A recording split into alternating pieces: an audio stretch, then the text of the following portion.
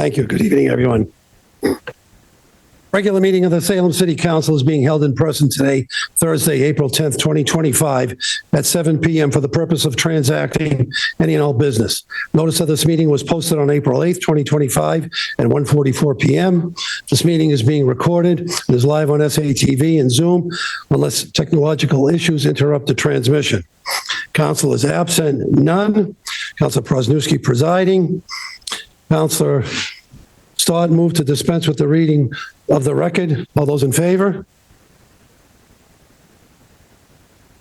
Now request that everyone please stand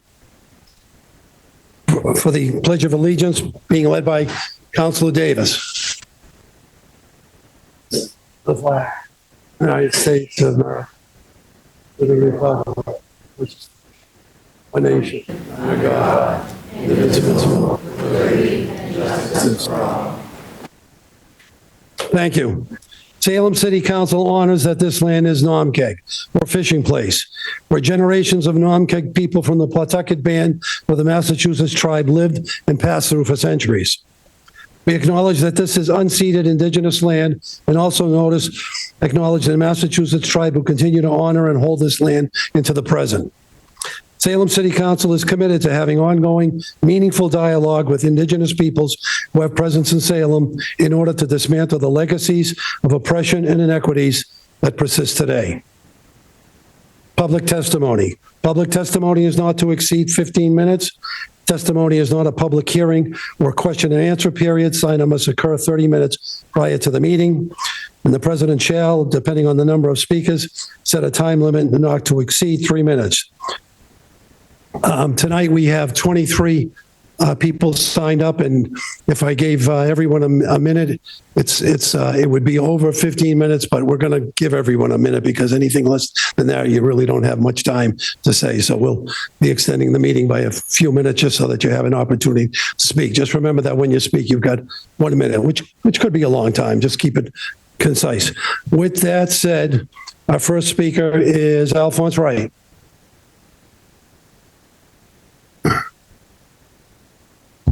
Good evening. Thank you, President Prosnewski. I come before you tonight to speak to the resolution to ensure the safety and protection of the transgender and binary community that you will be considering. It is at once vital that you pass it and ridiculous that you need to. Everyone that lives in or visits our city deserves to feel safe just existing. That should be the unifying bedrock principle here. In today's society, after so many gains for equity, some were not satisfied with the denigration and oppression that comes with misogyny and homophobia. As such, the bastard of transphobia was birthed to target the trans and non-binary community as the latest distractionary scapegoats. This is worthy of ridicule. If we as a city, and you as a council chosen to represent the city, can't see the palpable fear of that aforementioned community as evidence of the failure of our failure to accept them with open arms, and can't pass this resolution as the literal least we can do, then we are all worthy of ridicule in progressive Salem. Unfortunately, history has shown that hate and othering are very American. However, they are anathema to the principles that we espouse. All are created equal, that they are endowed by their creator with certain unalienable rights, that among these are life, liberty, and the pursuit of happiness. Alphonse, your minute is. Okay. Right there in our founding documents, trans rights and human rights. Thank you. Joe Bova.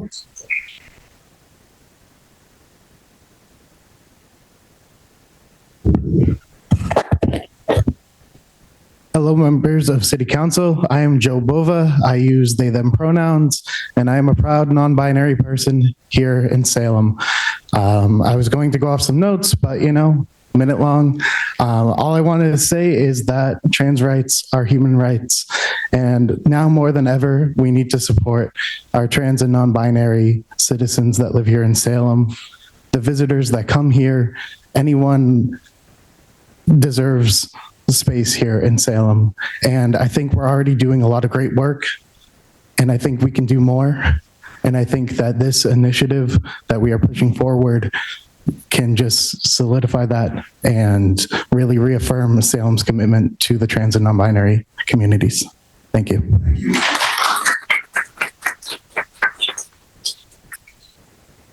Caitlin Halapa.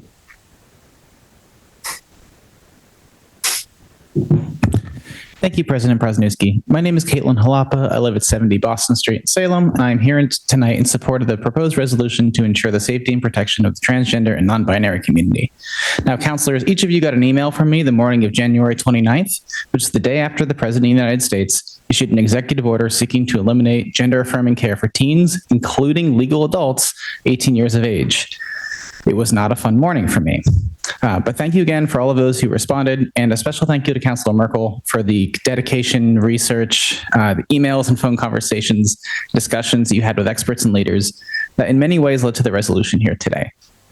Now, there's a lot of work to do ahead, and this resolution is a great starting point, because what I'm most proud of this resolution is not the symbolic show of support from the city or the recognition of the growing threat that my community faces, but the very last paragraph of this resolution speaks to the commitment of the city to identify ways to do more in the future and act on them. That's what makes me so proud to live in Salem. Because it's one thing to raise support or to wave a flag or to hold the sign, but it's a different thing entirely to step up day after day and commit to the work on enacting real change. Thank you. Thank you. Alex Hansen.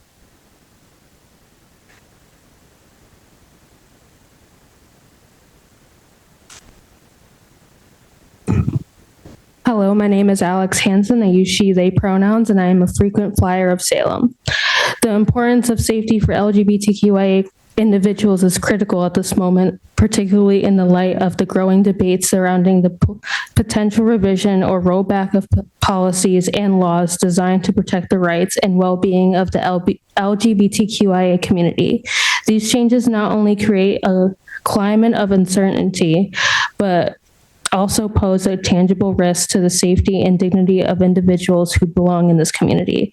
As well as someone who identifies as queer, I deeply understand the urgent need for spaces that provide safety and solidarity during these turbulent times. In this context, making Salem an official sanctuary state would be an invaluable step forward, offering a much-needed refuge for LGBTQIA individuals. This would not only provide a physical space of safety, but would also send a powerful message that this community is not alone. Thank you. Thank you.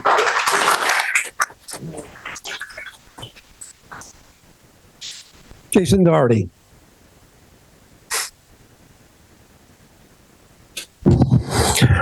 Thank you, President.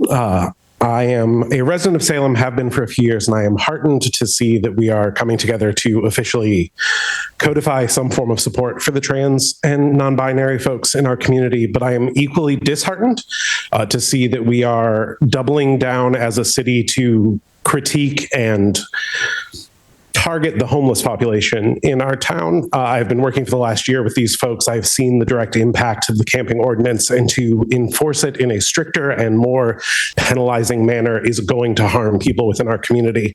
Our federal government is currently being run by people who prioritize the ease and well-being of the powerful over the weak and the powerless within their community and within our community. If we as a city are going to mirror that with the most vulnerable among us, we are no better than Elon Musk or Donald Trump. Thank you.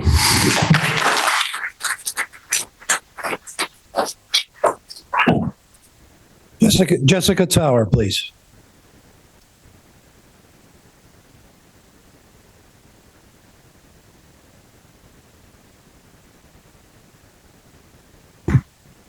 Hello, my name's Jess Tower. I'm also making a comment on the proposed amendment to the no camping ordinance. Allowing Salem cops to sweep local encampments when there is no other shelter available is extremely inhumane. The public health risk is actually people dying because of the lack of accessible shelter and the negligence as well as documented abuse of homeless people by our police department. Also, where is the supposed public list of available shelters? Your own ordinance states that the list is supposed to be updated every day, and it has not been updated once. It has been a year. I think you should all be focused on actually following through on the ordinance before passing any amendments to it. Please consider not passing this amendment. Voting yes on this amendment is not only inhumane, it will literally, emotionally, and physically harm your neighbors. More homeless people will die, and I think these deaths will arguably be thanks to those who choose to make the wrong decision. Thank you. Thank you. Also, trans rights.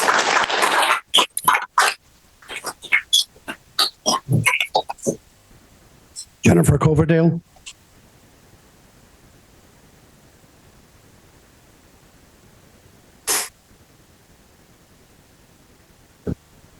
Hi, I'm Jen Coverdale. I'm also here to talk about the no camping ordinance.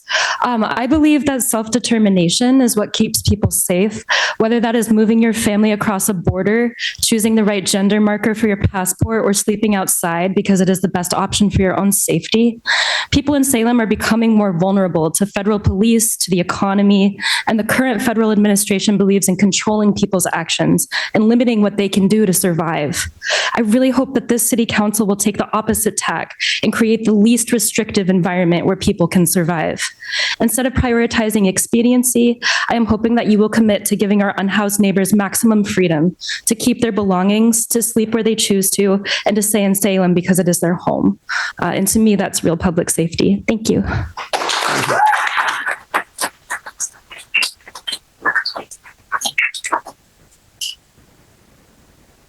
Regina Zaragoza Fry.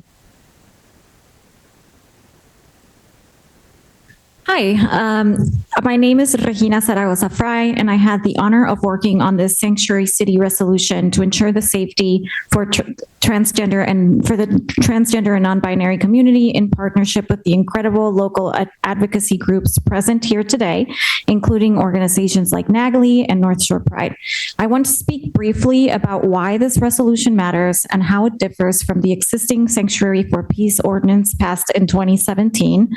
While the 2017 ordinance focused on immigrant protections, this resolution centers the transgender and non-binary community, a community that is also under direct threat in our country today.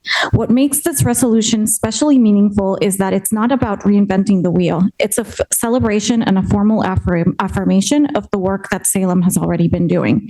This resolution is a testament to those commitments. It signals to our trans and non-binary neighbors that their city sees them, values them, and will defend their right to live freely and safely. And perhaps most importantly, it is an act of resistance. In a time when transgender and non-binary people are being targeted, erased, and vilified at the federal level and in state legislatures across the country, this resolution says, not in Salem. Thank you.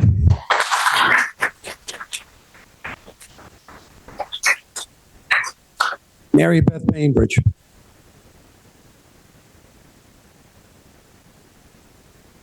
Thank you. Good evening. I'm reading a letter not written by myself, but Joe Caltrera. On March 31, thank you. On March 31, the city submitted their preliminary proposal for the Margin, Endicott, and High Street overlay 40R subdistrict to the Commonwealth. The Imagine Salem website is inaccessible to many where the application is posted. There appears to be interface issues preventing users from viewing the application. Section 2 written comment includes responses from the community. Joe reviewed the 607 pages and found 4 omissions, which makes the application incomplete. 2 letters were cut off. 1 letter was entirely missing, and 1 attachment was missing, leaving us to wonder what else was left out. Mary Beth, thank you for giving us a copy of those letters. If I may just say, the numbers are so inaccurate. There are only less than 10% that are in support of this application, not the 1/3 as suggested. Thank you. Skates Edinger.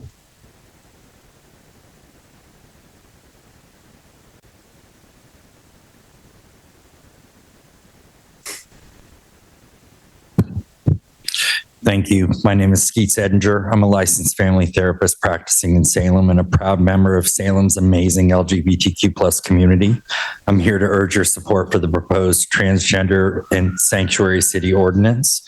In my practice, I regularly see the impact of what social scientists refer to as minority stress, the chronic stress experienced by members of marginalized groups, and the resulting adverse health outcomes due to prejudice, distress, discrimination, social stigma, and all the adjacent phenomena. The process of minority stress is fairly simple. One's status as a minority member of a minority group naturally exposes them to encounter increased stressors in their external world, including rejection, policing, hiring and housing discrimination, being the victim of violence, poverty, and microaggressions. Marginalized group members increase exposure to these external stressors, and the threat of these stressors leads them to internalize these external stressors in order to stay safe. Thank you.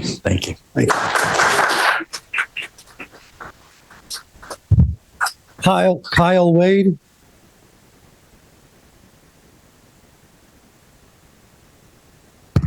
Hello, my name is Kyle Wade, and although my comment is not on this subject, I do just want to say trans rights are human rights, and everyone on this council should support them in any way that they can.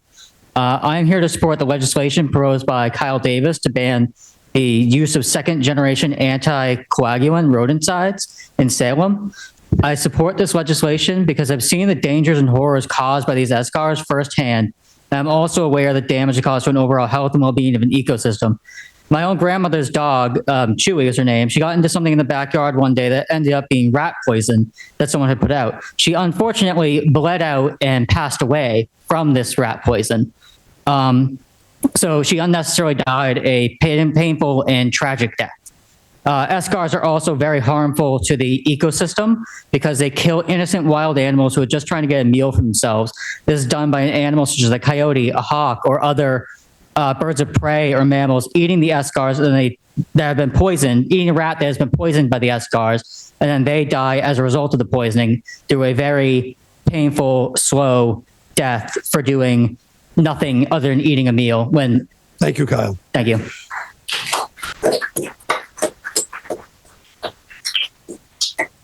Tony Leone.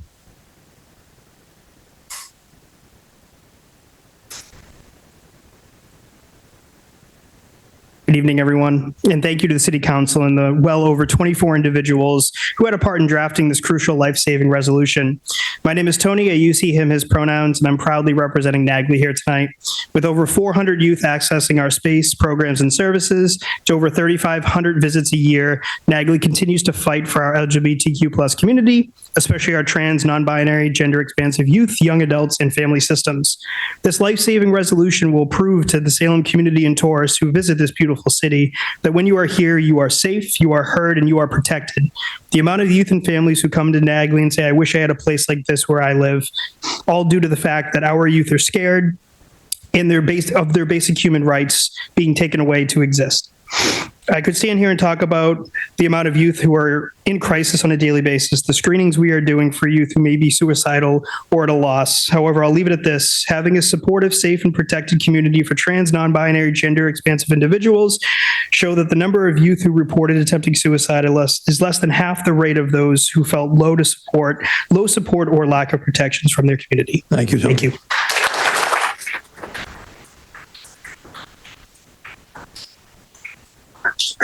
Skylar Clark. Hello, I'm Skylar Clark. I live at 282 Derby Street. And so I invite everyone who came here to support trans rights in Salem to stay and stand in support of our unhoused neighbors, many of whom are trans and could not be here tonight to celebrate because of the no camping ordinance, the police, and the city council. Many of you on the council talk about how your vote in support of the no camping ordinance wouldn't sit right with you if you didn't support things like the Life Bridge expansion. But how many times must these protections be eroded before you realize that your actions should have never sit right with you? The list of available shelter has not been updated 10 days after the only shelter on it has permanently closed. The police's storage policy was only created 5 days after the sweep. And I have people texting me daily trying to figure out what to do and where to go when I don't have an answer for them. A trans member of my coalition is sleeping in a tent outside right now because of this ordinance. Homeless rights are trans rights, and trans rights are human rights.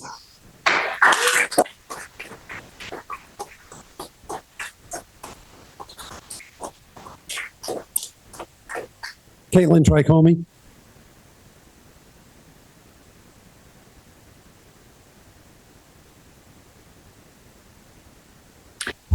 Hi, my name is Caitlin Tricombe, and I'm also going to make a comment about the amendment to the no camping ordinance. It's been almost a year since the ordinance was passed, and it's failed the unhoused community of Salem. This ordinance would allow the police more power to remove encampments during a period when shelter is unavailable or deemed a public health risk or wildfire risk. And while I'm so happy that we're supporting trans rights do affect the homeless community and have high rates of folks who are homeless. It also comes at the heels of the closure of the transition center. And we had 3 in-house folks die last year, Aisha, Mark, and Andy. And with this amendment, have more deaths will happen. As well as a change from campsites from 72 hours to be removed to 12 hours is inhumane. That will allow the police to essentially sweep the encampment whenever they want. And I personally know folks who were suicidal after the South River encampment was swept. And also the claim that the police department has not been addressing the problem by arresting people wherever witness. The police arrest, harass, stop, and frisk, and illegally search their belongings. So please do not vote to pass this amendment. It will not help our in-house community. Thank you, Ann. Let me turn it over. Anna Spencer. Spencer, my work brings me outside a lot. I'm here to talk about the second generation anticoagulant rodenticides as well. Kyle brought it up earlier. I've been here for about 10 years. I also work as a veterinary professional, and I've seen a lot of death, gross death, and it's disappointing. And I think the rat bait stations with the cigars in them are excessive, and we need some education. I think there's a way to control the rat problem in Salem, and the garbage problem really is where it starts in a better way. So, thanks. Thank you. Kelly J.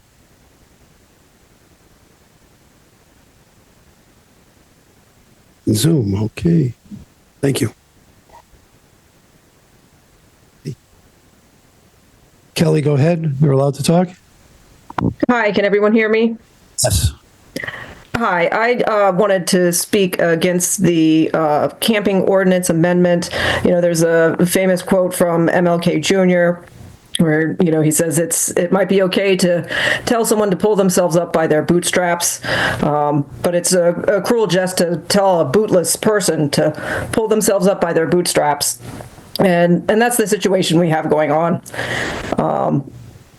I'll leave it at that, except to say trans rights are also human rights, and I support you all. Thank you. Thank you.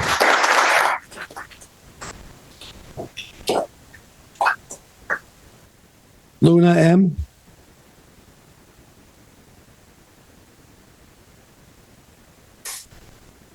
Hello, I am here to talk about the no camping ordinance. A few points. The switching from the 72 hours to 12 hours is just insanely cruel. None of you would expect yourselves to move out in 12 hours. You're lying if you just say so.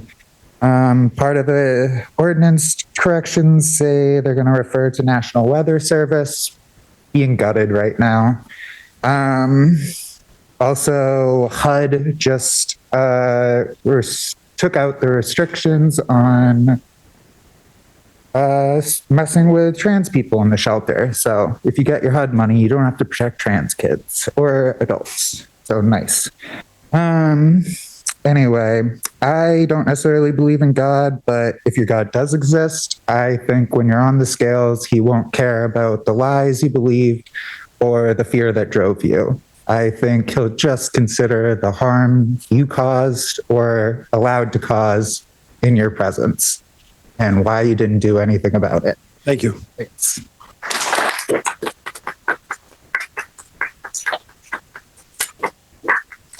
Sally McMurray.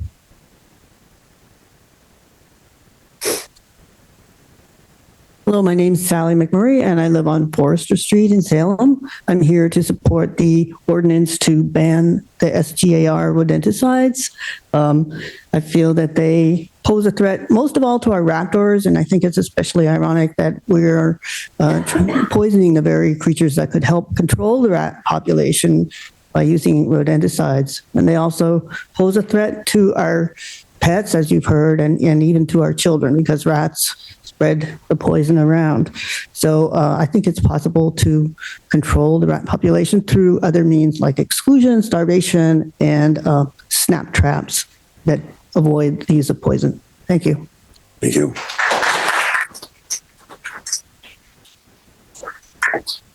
George Beck. Good evening, and thank you for the opportunity to speak. Oh, sorry.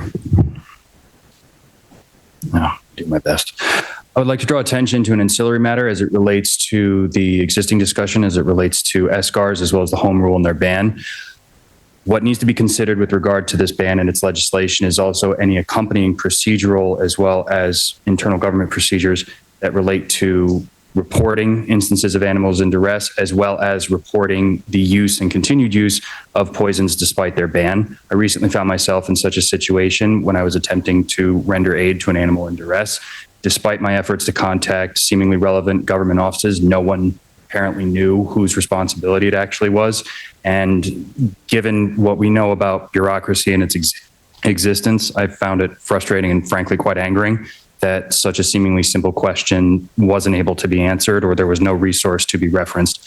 This goes against existing mandates as it relates to mass wildlife, as well as local governments' requirements to implement the necessary implementing legislation as it relates to wildlife preservation measures, as well as laws more broadly. And the non-existence of such laws, procedures, et cetera, is counteractive to what we're all trying to do. Thank you, George. Thank you. Nathan Lashin on Zoom. Go ahead, Nathan. Hi there. Hi, my name is Nathan Lushin. I'm a mental health professional living and working in Salem. I do not support the changes being proposed to the no camping ordinance, nor do I support the original ordinance. Of the clients that I serve, many come from low-income families, some of which are homeless or housing insecure. The evidence-based way to reduce homelessness is to provide housing and wraparound services, including case management, career advisement, and other key services. I'm disappointed that Salem would rather use taxpayer funding to have the police conduct sweeps that will harm, displace, or imprison our most vulnerable neighbors, rather than providing funding for housing and services that are so desperately needed. Many of the promises that the City Council made during the original passing of the ordinance have not been followed, such as regularly updating the available shelter page. The weakening of the ordinance language, which will allow the police to make arbitrary decisions on when to sweep a campsite, further proves where the City Council's priorities lie: displacing the unhoused community out of Salem. Thank you. Thank you.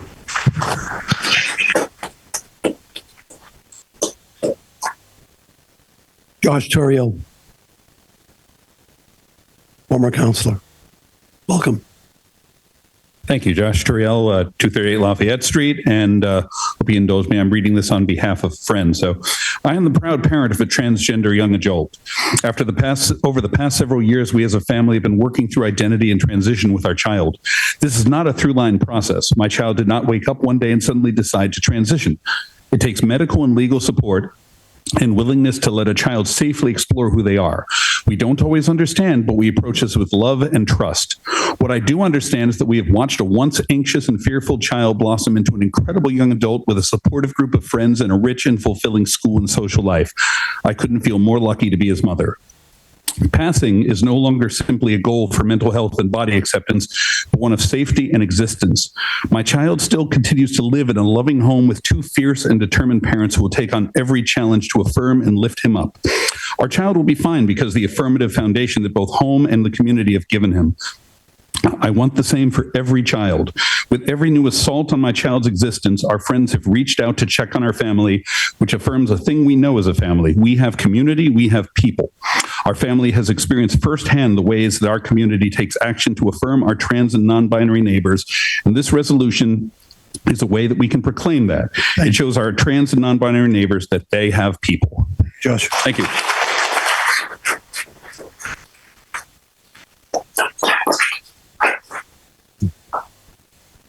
T. Nash.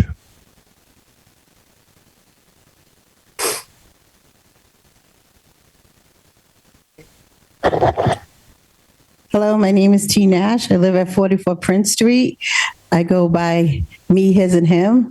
And this is my first time at one of these meetings, so I really am enlightened about all this information that I just gathered. Living here for about 15 years on Prince Street, I do feel safe only because I'm coming from Lynn. Just hearing all these different resolutions of the rats and the transgender. Yes, transgender is human rights. Yes, we know that, right? But again, there's the good side of all this where I do feel safe with my family. I am a mother. I am a grandmother. I am a dad. So there's not really much that I really expose my family to, but to have these resolutions brought to my attention and where do I get these resources, I would love to challenge and see where they're all going. Thank you. Thank you.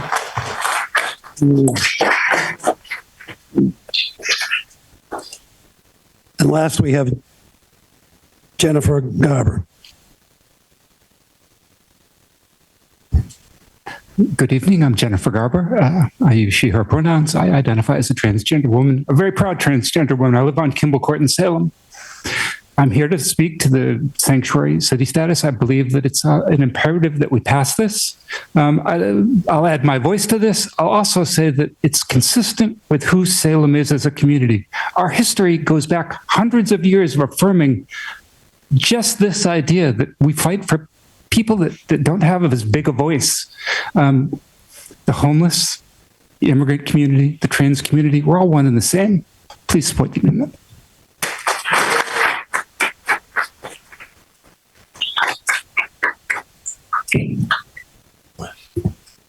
Thank you all. Hearings. We've been ordered from Comcast to install conduits on Federal Street for service at 160 Federal Street. Hearing in favor?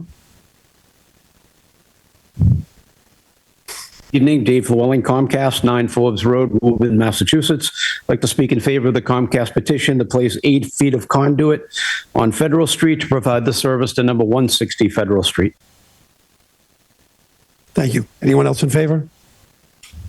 Anyone in opposition? Council under discussion. Council Watson-Felt. Thank you, President Presnewski. Dave, thanks for being here tonight. Just a couple of quick questions about this conduit before we close the hearing. The backup materials were a little fuzzy around police detail locations and timing and all that. Could you just walk me through it? Because I couldn't really interpret based on the sign I saw. So we did provide a traffic plan that shows that we're going to have an excavation truck parked in the travel lane there on the side where the parking is. Yeah. And we have safety cones all placed around that, and the sidewalk will be closed to divert the walking public to divert around with the police detail.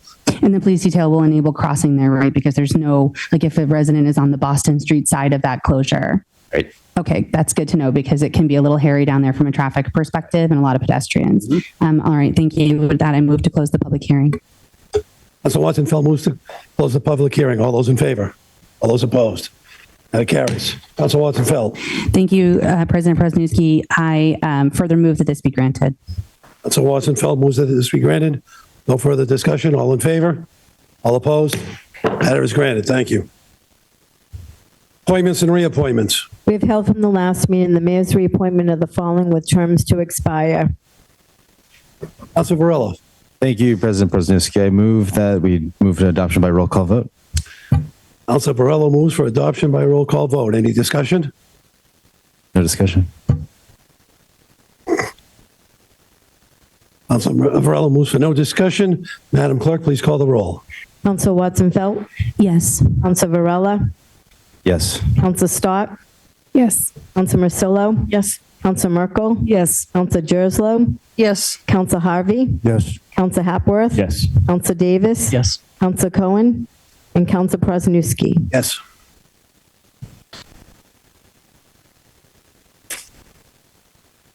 By roll call vote, and that it carries 11-0.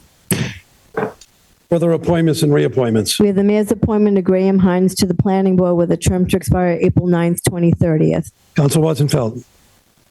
Thank you, President Presnewski. I move that this be held under the rules. So Watson-Felt moves that this be under the rules. Under discussion? No discussion.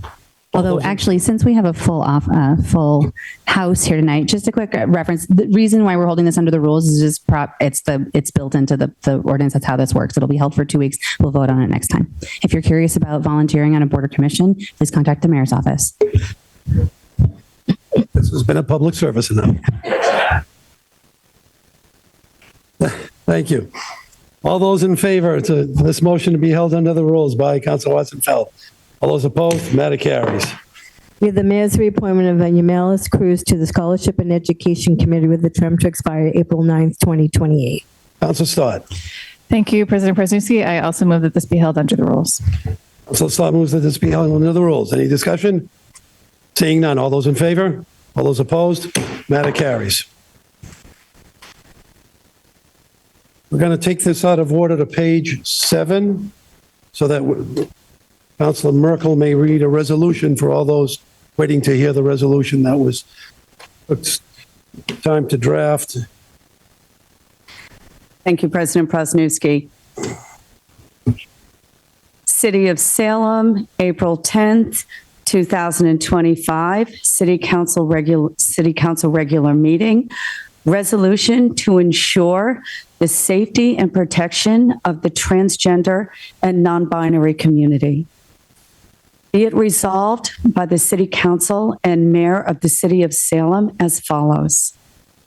Whereas the City of Salem has declared its commitment to protecting vulnerable communities from discrimination and ensuring that all residents are treated with dignity and respect, have a sense of belonging in the city, and are offered the same rights and protections as are granted to all other Salem residents. And whereas it is the policy of the City of Salem to uphold the rights of all persons in Salem and the free exercise and enjoyment of any and all rights and privileges secured by the constitutions, laws, ordinances, and regulations of the United States, the Commonwealth of Massachusetts, and the City of Salem without discrimination on the basis of gender identity or expression under Municipal Code Chapter 2, Article 16, Non-Discrimination Policy. Whereas the City of Salem has codified protections to ensure safe access to reproductive and gender-affirming healthcare services under Municipal Code Chapter 2, Article 18, ensuring safe access to legally protected healthcare. Whereas municipal legislative action is often necessary, supplementing federal and state laws to ensure the protection and safety of specific marginalized members of our community. Whereas the federal government's continued actions have encouraged discrimination towards transgender persons by state and local governments, schools, hospitals, businesses, other public and private institutions, including nonprofit organizations and individual members of the public. Whereas the Trump administration and members of the United States Congress have taken specific, meaningful, executive and legislative action targeting the rights and safety of transgender, non-binary, and other members of the LGBTQIA+ community, in part by prohibiting school athletic programs from allowing individuals who assigned sex at birth was male to participate in programs for women or girls, and withdrawing recognition of transgender people by making it the policy of the United States government to only recognize two immutable sexes, male and female, eliminating gender self-identification on federal documents, and prohibiting transgender people from using single-sex federally funded facilities matching their gender identity. Seeking to restrict access to gender-affirming health care to children and teenagers under the age of 19. Seeking to prohibit educators from supporting transgender students by discussing their gender identity, using their chosen name and pronouns, and allowing students to use restrooms that match their gender identity. Whereas executive order issued on January 29, 2025, has threatened the livelihood of teachers who create an accepting and affirming school environment for students, deterring trans students' ability to engage in the learning process. Whereas the year 2024 saw 691 bills proposed targeting transgender people across the country.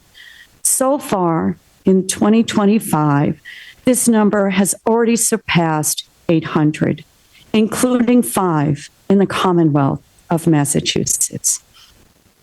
And whereas members of the transgender community are more than 6 times more likely to attempt suicide, more than 4 times more likely to suffer violent victimization, and 3 times more likely to experience homelessness than the general population.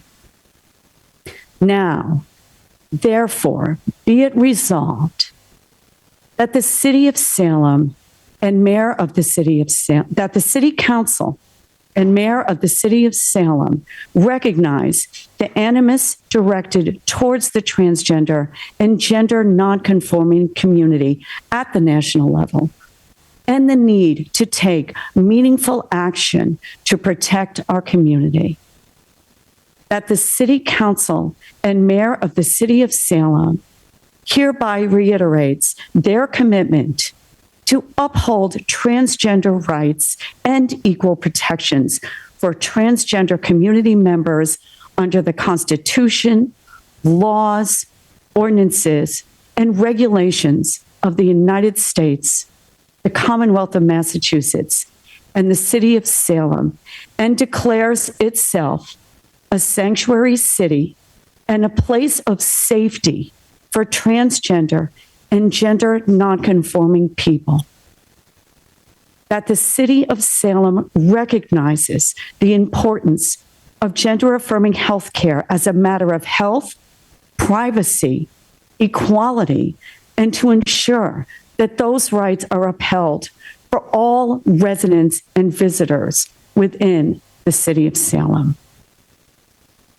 That the City Council and Mayor of the City of Salem will, as within our authority, support a safe and supportive environment for all students, regardless of gender identity or expression, in the Salem Public Schools, including the protection of employees who help to foster such an environment. That the City of Salem shall work with the Salem Human Rights Coalition to further identify equity shortcomings for the city's transgender and gender nonconforming community within municipal government, operations, and practices, and to ensure the full protection of said community's residents and visitors by municipal ordinances and regulations. And I move for adoption by roll call vote. Councilor Merkel moves for adoption by roll call vote. Discussion? Thank you, President Prosnewski.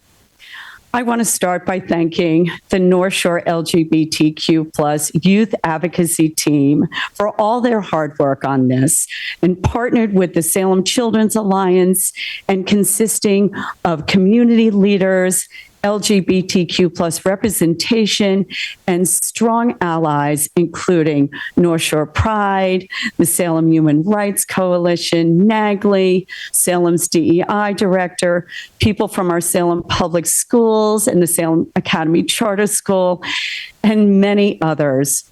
Well done, everyone. I am incredibly honored to bring this in as an ally. And the resolution speaks for itself clearly and impactfully to the urgent need to take every action possible to protect and ensure the safety of our transgender and non-binary community. This is a time for government and community leaders to be bold, brave, and lead with compassion. I'd like to say thank you to Mayor Pangallo for his unwavering support for our LGBTQ plus community as well. And I'm so grateful for the support we have available here in Salem with many community leaders and organizations like NAGLY and Project Out. And sadly, we are facing these hostilities for the long haul. And we will continue to advocate for one of our most vulnerable populations. And thank you all again for being here, for the public comment. We appreciate you all, and thank you. Councilor Cohen. Thank you, President Prosnowski. Thank you, Councilor Merkel, and everyone who worked on this. I fully support it. I am on the board of Project Out, and I'm a cis male, and my role is to support my trans, non-binary, queer friends on the board. We've been dormant for a few years, primarily because some of the leaders of our board have been threatened on a daily basis in many ways. And it's really not safe for some of the people on our board to travel in public. However, we are coming back, and we will be, in the public. One of the first things we'll probably do is a webinar about protections for trans non-binary people. 51% of trans people make less than $10,000 a year. About 40% of trans people, non-binary people, have attempted suicide. And unfortunately, too many have succumbed to that. So we're really supportive of this. It's really important. And I like to say being, no offense to what you said, but being an ally isn't good enough sometimes. We need to be accomplices. We need to make sure, us in the cis world, that those that we know feel safe and know that they can count on us. I have a multifamily home that I own or occupy, and I always have a unit that is specific for trans and non-binary tenants because of the discrimination that they face, which in many ways it's difficult to prove. So I want to thank you again, Councilor Merkel, and everyone else who's here. And I think this is an important thing for Salem to do. Thank you. Further discussion. Councilor Watson-Feld. Thank you, President Brzezinski. Many folks in Salem have heard me talk about this matter multiple times over the last number of years. The trans community is extraordinarily close to my heart, and I have vowed our support and our protection as long as I'm sitting in this chair. I said it when Congressman Moulton made his comments. I said it at rallies, but I guess we can't say it enough. So I'm happy to say it one more time. Thank you to Councilor Merkel for bringing this in and working with all of the local organizations. As I will, whether I'm actually in this chair or not, I have the back of the trans community. I love you all. I have often said that it is amazing to me, given your courage, that the way that trans people that are open in the world as trans people live their lives. It is insane to me that anyone could ever greet you or welcome you or know you or even just say hi to you in the street without welcoming you with celebration and honor and respect, because you have more courage in your pinky fingers than most of the people in Washington, D.C. So thank you for being here. Thank you for surviving. Thank you for being who you are. Thank you for teaching us every day. And thank you for your transparency and your visibility, because you're saving lives in your existence alone. Thank you. Any further discussion? Councilor Hapworth. Thank you, Mr. President. I thank Councilor Merkel for bringing this forward, and appreciate Alphonse's words around the pursuit of happiness, because I think that's a very foundational element of just being an American, is the right to the pursuit of happiness. And I cannot imagine anything more difficult than having the most foundational part of your identity questioned. And I don't know how you could serve your country with that. I don't know how you could serve your community, participate in your community. I think that these are things that are very important. I think as a city council, it's incredibly important for us to ensure that everyone in this community has the freedom to be who they are and to contribute to the community. Many of us struggled after January with a question that was going back and forth constantly about what do we do here? What is appropriate? What's impactful? I think somebody showed us what not to do, and that's our congressman. And I think that this struck the right tone. Appreciate everyone who worked on this. It was strong. I think it's well written, and just appreciate everyone who brought this forward. Thank you. Any further discussion? Seeing none. Councilor Davis. Thank you, President Prosnowski. I just want to say thank you. Thank you so much to Councilor Merkel for all your work on this and everyone that was listed that helped as well, and just everyone for being here and everything you do to add to the community. I'm just I have a lot of gratitude as someone who's part of the broader community, and just moments like this make me really proud to be a Salem resident. So thank you. Any further discussion? Seeing none. And Councilors Merkel's motion for adoption by roll call vote. Madam Clerk, please call the roll. Council Watson Felt? Yes. Council Varela? Yes. Council Stott? Yes. Council Marcillo? Yes. Council Merkel? Yes. Council Gerslow? Yes. Council Harvey? Yes. Council Hapworth? Yes. Council Davis? Yes. Council Cohen? Yes. And Council Prosnowski. Yes.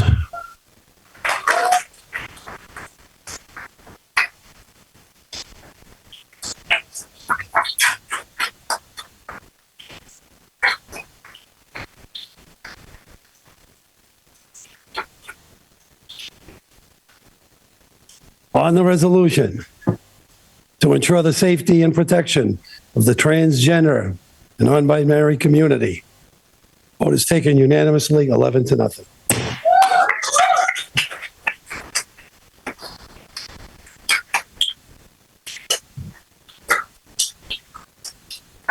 Councilor Marcillo. Thank you. I move that we return to the regular order on page 4. Councilor Marcillo moves that we return to the original order. Any objection? Thank you all. Back to page 5, communications from the mayor. We've been ordered that the sum of $10,000 is hereby appropriated within the capital outlay account to fund polling locations at the Bates School and Salem High School in accordance with recommendation of His Honor the Mayor. His Honor the Mayor. Councilor Merkel. Thank you. Just my window closed while I was talking. Thank you, President Prosnowski. I move for suspension of the rules. Councilor Merkel moves for suspension of the rules. Seeing no objection. Councilor Merkel. Thank you. I move for adoption. Councilor Merkel moves for adoption. Under discussion. Thank you. The Bates and the Salem High School funds for the $10,000. The city has been reviewing school locations for voting to ensure the public does not have access to any other parts of the school while voting there. It was determined that it was relatively easy changes that could be made to the Bates School and the high school, so the public doesn't have access to any other parts of the school that is open to students. This would be done by modifying entrances from the exterior, including installing push-button access egresses, which of course not only the right thing to do, but they're required by law. Yes, and I move for adoption. Any further discussion? Councilor Stott. Thank you, President Prosnowski, and I would just like to extend my gratitude for this creative solution. I know Bates School in particular has had, it's been problematic of days with school and voting and drop off and craziness. I just have one request to make sure that signage is, of course, as always, very clear and accurate or adequate to make sure that if any changes are made. But I am very much looking forward to looking for this new update. Thank you. Any further discussion? Councilor Marcillo. Thank you, President. I just need to add that this is a great solution for this problem. It's unfortunate that we live in a time when we have to worry about this kind of situation where we have people from the public there to vote and worry about the public accessing the students and the student safety. And it's really, I mean, it's a shame. And it's because I remember as a little kid voting in the high school with my parents, and it was never an issue. You just walked in. But these are the times we live in, and I'm glad we came up with a solution. Any further discussion on Councilor Merkel's motion that the sum of $10,000 be appropriated within the capital outlay to fund for the polling locations at Bates School and Salem High School? All those in favor? All those opposed? That carries. Further communications from the mayor. Be in order that the sum of $6,800 be hereby appropriated from the Witch House Receipts Reserve Appropriation Account and transferred to the following Witch House Contracted Services accounts for the costs associated with educational program regarding Salem's Indigenous history. Councilor Merkel. Thank you, President Prosnewski. I move for suspension of the rules. Councilor Merkel moves for suspension of the rules. Seeing no objection, Councilor Merkel. Thank you. I move for adoption. Councilor Merkel moves for adoption. Under discussion. Thank you. Yes, I'd like to share some information about this from Trish O'Brien, the Superintendent of Parks and Rec, because I think this is such a terrific program. What this is, for the past 3 years, Elizabeth Peterson, the director of the Witch House and Pioneer Village, has been collaborating with the Massachusetts Tribe and the Salem Public Schools and Salem Sound Coast Watch to strengthen our community's connection and understanding of Salem's Indigenous history through the interactive exploration of the construction of a fishing weir, a practice that would have been in place here for thousands of years. And this is the first functional weir to be built in several hundred years in our state. And the event is spread over 3 days at the end of April. And this year it will allow all fourth grade classes in the Salem Public School System to participate. The building of the weir will be a major public offering as part of Salem 400 celebrations next year as well. And I remember Salem Sound Coast Watch talking about this and seeing pictures of it. It's really cool. And also of note, this appropriation is coming from funds that is collected by the Witch House. Any further discussion? Seeing none. Councilor Merkel's motion for adoption. The sum of $6,800 to be appropriated from the Witch House receipts, the cost associated with an education program regarding Salem's Indigenous history. All those in favor? All those opposed? Matter carries. Further communications from the mayor. Let it be known that Councilor Varela is recusing himself.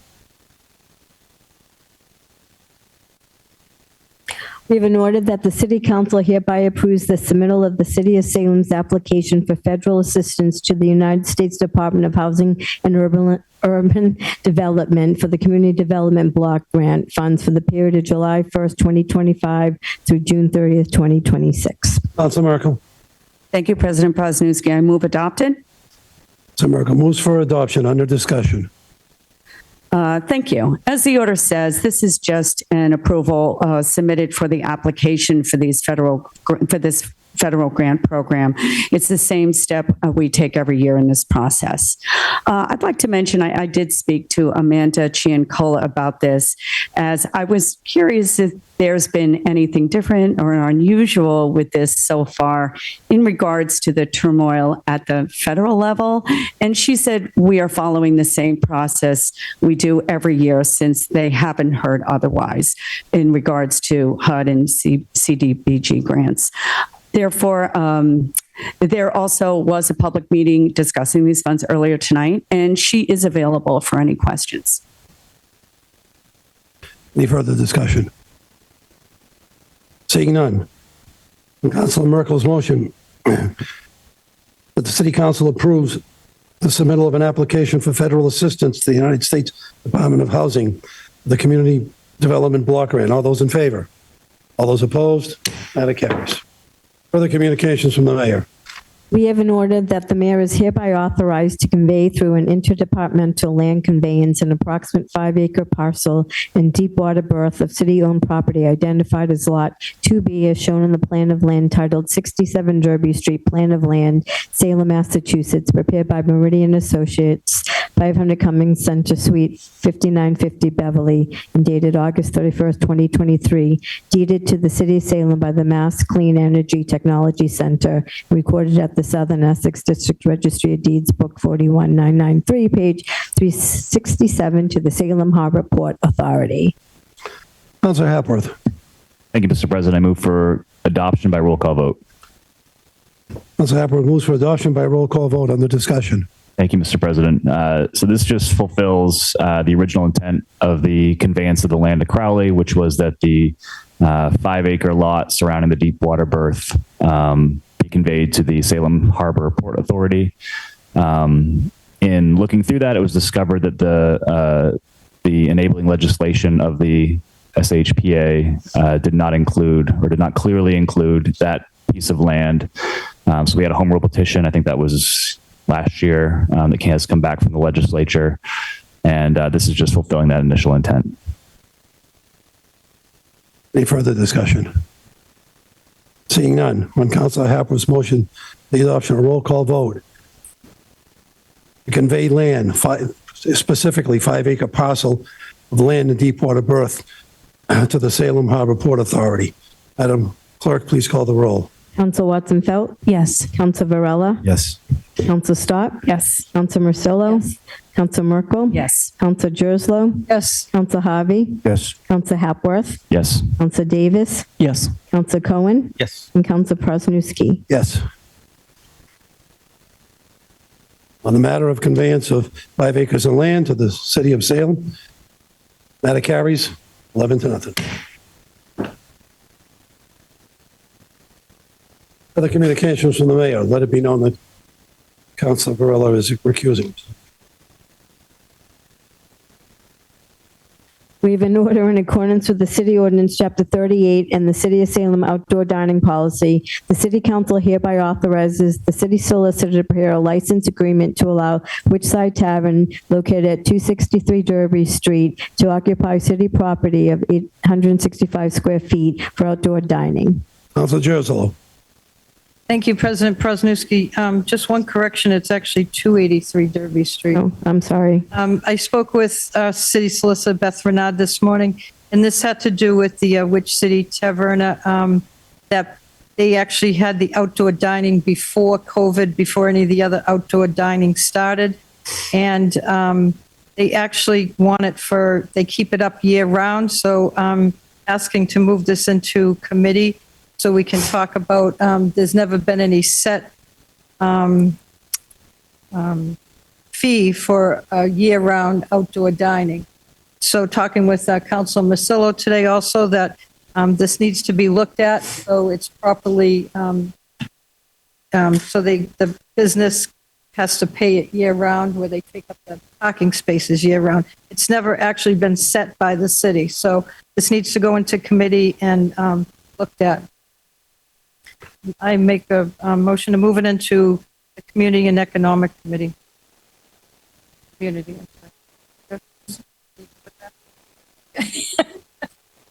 Okay. Any further discussion? Councilor Marcillo. Thank you, President. Just to add a little bit more clarity, the original information that came into the council didn't include the fact that they want this up year round. And so since that was missing, the best thing to do is to send it to committee so that the restaurant owner understands the financial implication to keeping it up year round, and exactly also understand the fee that he's going to be paying for those parking spaces. I think this is the first one that's dealt with non-parallel parking spaces. It's actually diagonal spaces. So it's all pretty clear in our policy, but I don't think it's necessarily clear to the public. So this is just the cleanest way to do that. Any further discussion? Seeing none, on Councilor Jerslow's motion that the matter of the outdoor dining at 283 Derby Street be moved to the Community and Economic Development Committee. All those in favor? Co-post it. Sorry.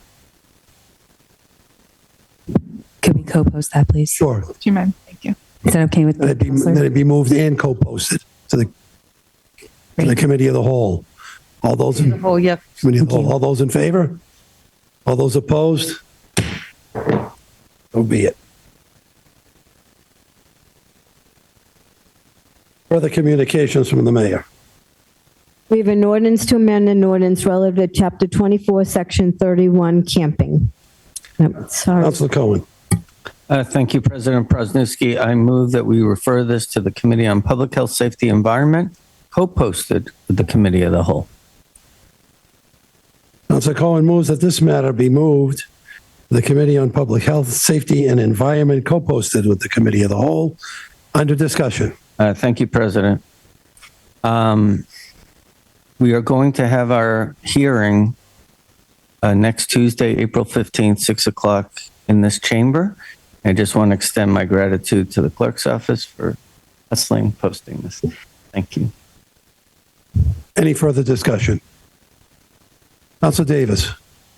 Thank you, President Prosnowski. I cannot support this amendment. The ordinance as it is already deeply problematic. I know that we will discuss this more in committee, but I just wanted to highlight a few of the folks that spoke at public comment. I think they really hit the nail on the head when, piecing together the trans and non-binary community with the unhoused community. As we heard tonight, the queer community is 3 times more likely to be unhoused. Folks are experiencing housing discrimination. Queer folks are disowned by their families. So in the same night to be seeking to protect one vulnerable group of people, I think it should deeply disturb us to be at the same time further criminalizing another. The idea that someone would have to move from where they've been living in 24 hours is extremely cruel. The idea that we would take it upon ourselves to define what is and isn't someone's personal property and use a very short list as a definition for that is deeply offensive. I can't support this. Any further discussion? Seeing none, on Councilor Cohen's motion to refer the camping ordinance matter into the Committee on Public Health, Safety, and Environment, co-posted with the Committee of the Whole. All those in favor? All those opposed? Matter carries. Here's informational page. Councilor Davis.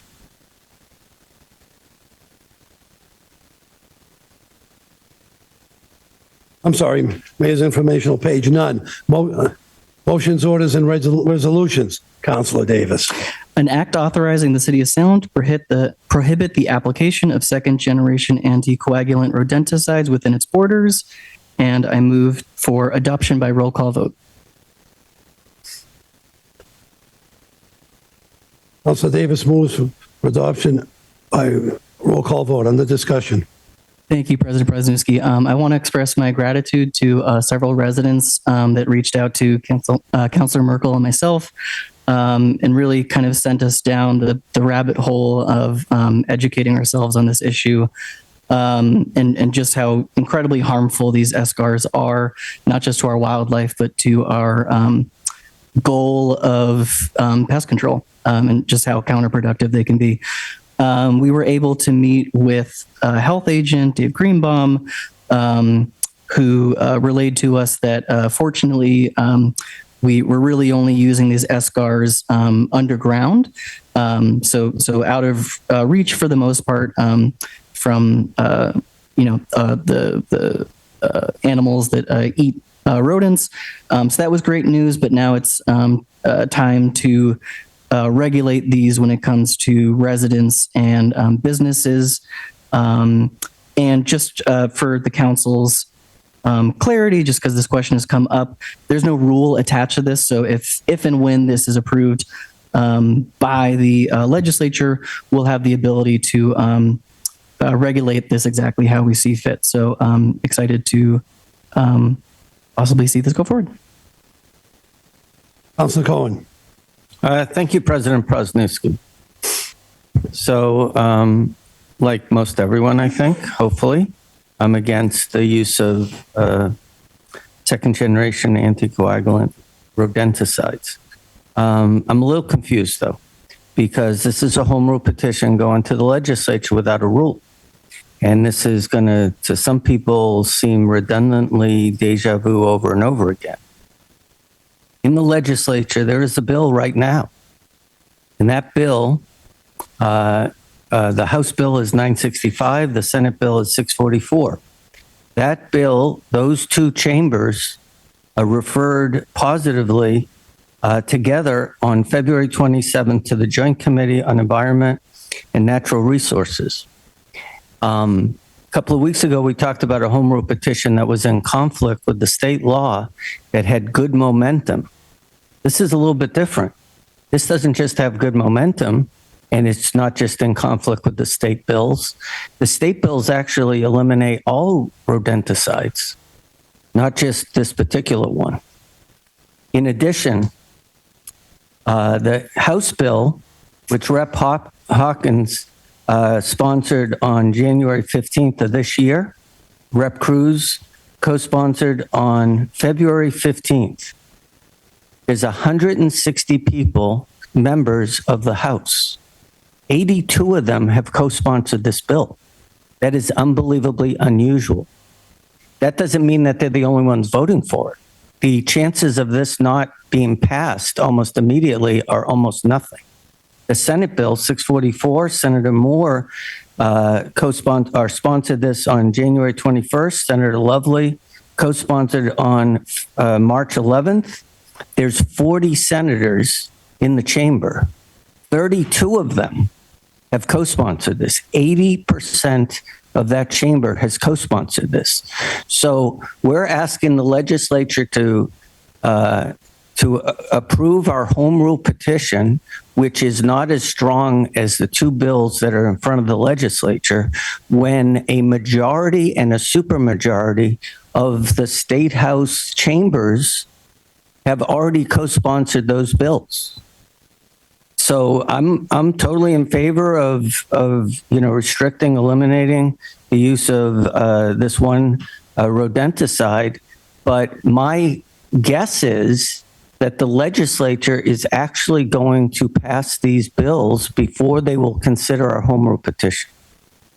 Thank you. Any further discussion? Councilor Marcillo. Thank you, President. In this particular case, I'm not sure if sending in a home rule petition would help to push that legislation. What they're going to do is they're going to attach this home rule petition to that bill, if that's what's going through. And so it will just become more evidence that communities want this. I also am hesitant to put any faith in legislation coming out of the state legislature. I'm not sure where you've gotten your positiveness, but positivity. It's great that they've all signed on to it, but they're so slow. I don't know. I just feel like this is just asking that we can move forward on this one kind of rodenticide, and I don't see any harm in sending it in. I will say though that if it comes back, if the legislature decides we're just going to let Salem do their own thing and we're not going to pass it for whatever reason, it has to include the city in this list. We cannot carve out the city to allow them to use it, even if it's underground. The problem is those rats come out of the underground.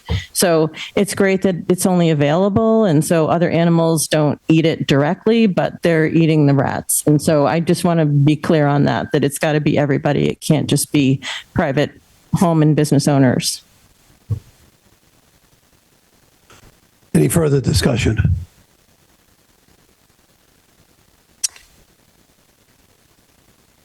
On Councilor Davis' motion, the authorize the city of Salem to prohibit the application of second-generation coagulant rodenticides within its borders. Madam Clerk, please call the roll. Council Watson Felt, Yes. Council Varela, Yes. Council Stott, Yes. Council Marcillo, Yes. Council Merkel, Yes. Council Gerslow, Yes. Council Harvey, Yes. Council Hapworth, Yes.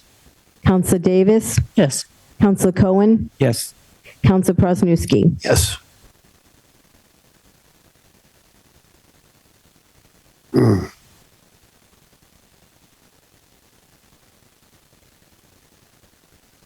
On the motion to send a home rule petition authorizing the city of Salem to prohibit second generation anticoagulant rodenticides. Matter carries 11-0. Any further motions, orders, or resolutions? Seeing none. Communications from city officials? I'm sorry. Committee reports. Councilor Hapworth. Thank you, Mr. President. City of Salem and City Council, April 10th, 2025. Committee on Ordinances, Licenses, and Legal Affairs co-posted with the Committee of the Whole, to whom is referred the matter of an ordinance to amend an ordinance relative to water use restrictions. Section 46-38 Water Management Plan and Use Restrictions has considered said matter and would recommend adoption for first passage with amendments. On the acceptance of the report, all those in favor? All those opposed? For the discussion. Thank you, Mr. President. So this is, as we discussed in the meeting, this ordinance brings the city of Salem into compliance with state regulations around water use restrictions. It more clearly defines essential versus non-essential uses and gives the city engineer more authority to enforce those regulations, issue citations, and shut off the water if necessary. The majority of the conversation in the committee meeting was around an amendment that the assistant city solicitor brought into it to the proposed ordinance, which would set about a different date of the week for every ward. So, for instance, Ward 1 on a Monday, Ward 2 on a Tuesday, and on. I think there was some concern about just people have different schedules, and then if we're setting about that, for instance, Ward 7 always gets to water on Sundays, that may not be considered fair to residents who live in other wards, and many residents don't know what ward they live in, and I feel like that could potentially cause a lot of confusion if you're not a super voter here in Salem. So the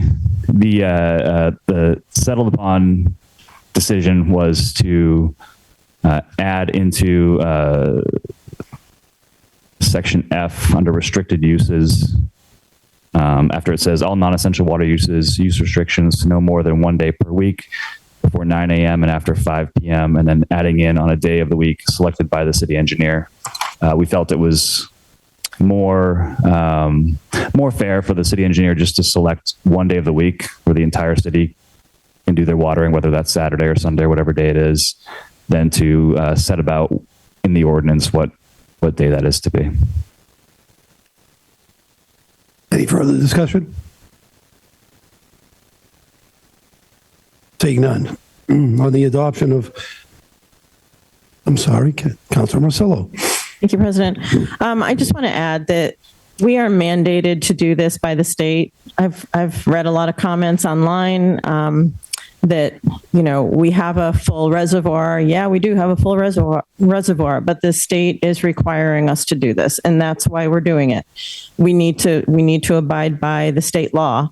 Luckily, just yesterday, our drought level was lowered to a level 2, which is a significant drought, while most of the state is now at a level 1, which is just a mild drought. So we're going in the right direction. We just need more rain. Hopefully we're going to get there so that we don't need to worry about this for a little while. But likely this summer and fall, we will see drought conditions rise. And so we need to know how to handle it. And I think that it was important to give the city engineer the ability to determine which days of the week are appropriate for watering in order to help enforce this. Thank you. Any further discussion? Councilor Hapworth? Thank you, Mr. President. I'll just add that it would also be encouraged to follow Councilor Cohen's lead and get a rain barrel for yourself. There are cheap ways to do that. And that's, I think, an important way to continue to keep your plants watered, because that is obviously not subject to this ordinance. Council Watson-Feld. And you can get those at the DPS, actually. The city does have a program for purchasing rain barrels if you are interested. That's right. Two different sizes. That's right. My goodness. Thank you. Any further discussion on the recommendation? Council Harper's committee, the water management plan, use restriction. All those in favor? Those opposed? That carries. Petitions.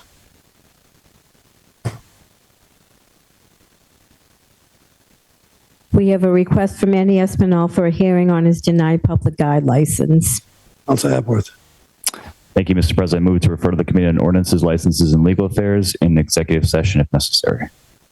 Council Hepworth moves for this matter to be referred to the Committee on Ordinances, License, and Legal Affairs in executive session if necessary. All those under discussion? No discussion. No discussion. All those in favor? All those opposed?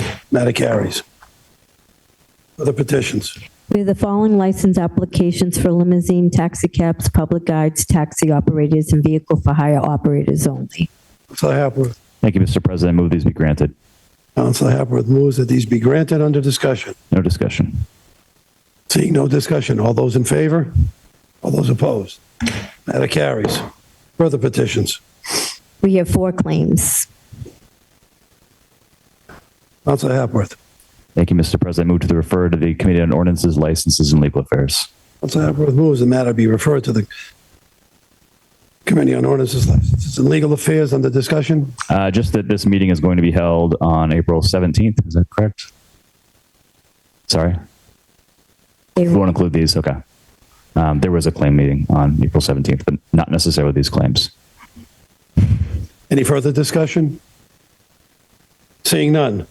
Council Hepworth's motion to refer this to the Committee on Ordinances, License, and Legal Affairs. All those in favor? All those opposed? Matter carries. Council Morcello. Motion to adjourn? Council Morcello motions to adjourn. All those in favor? We are adjourned.